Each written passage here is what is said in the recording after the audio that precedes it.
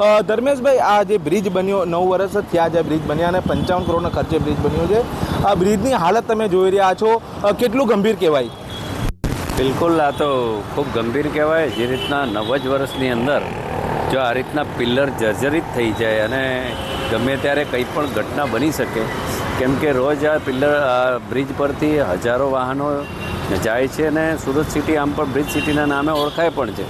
તો મહાનગરપાલિકાનું તંત્ર શું કરી રહ્યું છે? અગર આટલી નબળી ગુણવત્તાવાળો બ્રિજ બનાવવા આવ્યો હોય, એના પિલ્લરો આટલા નબળા હોય તો આ બિલકુલ યોગ્ય નથી.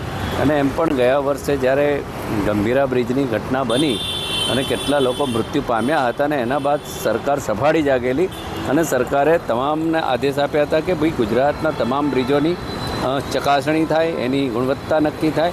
તેમ છતાં ક્યાંક ને ક્યાંક આ મહાનગરપાલિકાના તંત્રને આ ઉદાસીનતા વલણના કારણે આ પરિસ્થિતિ પાછી આજે દેખાઈ રહી છે.